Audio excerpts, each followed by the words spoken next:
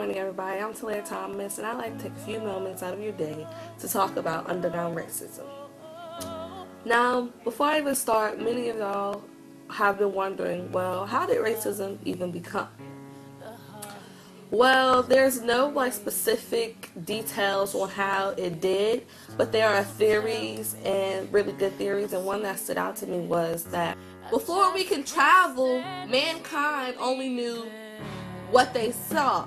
So basically, they knew of their race. They thought that they were the only race on Earth.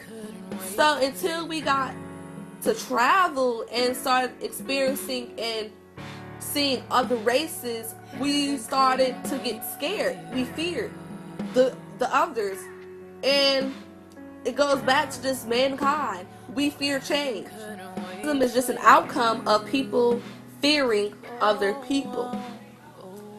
So back to what I was saying earlier, whether if it's intentionally or not intentionally, people do say racist comments and racist things.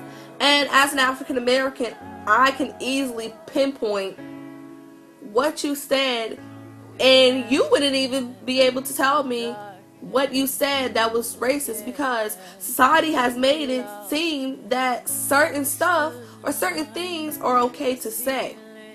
Society thinks that since the Civil Rights Act of 1964 was passed, that everything is handy-dandy. But sad to say, that is not the case. Even in the 21st century, there is an underlying problem that is promoting racism. Whether it's racial comments, racial jokes, or just plain racial stereotypes. I personally believe that a high school is the best example to show that racism is still ongoing. Only because of the fact that it is diverse. And when you have such a diverse population, you get the jokes, you get the comments, you get the stereotypes. And 9 times out of 10, they're not intentionally. They don't mean to be racist, but they have to understand that everything that the media is doing and the media is portraying cannot be said in daily life. Like, you can't just bring whatever you hear. You can't always say, especially if you have a school that is diverse. So I did a few interviews, and here are a few of them. Chelsea Jones. And do you feel as if racism is still present in your school? Yes, I do. And how? I feel that the teachers treat us unfair sometimes, and let's say the other races get more opportunities than we do. Thank you so much. Of course. Cameron, do you think that racism is still present in school? Yes. How so? With kids sitting on TV, they think it's cool to be racist against black people and other minorities. And I think it's very present at this school because it's a majority white school. My name is Damani Wright, and I am a sophomore. Okay. At your school, do you think racism is still present in a way? Yes. And how?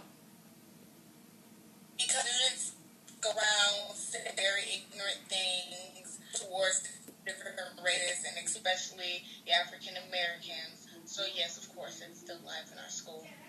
And one more question. Do you think racism, in the country as a whole, do you think racism will ever end?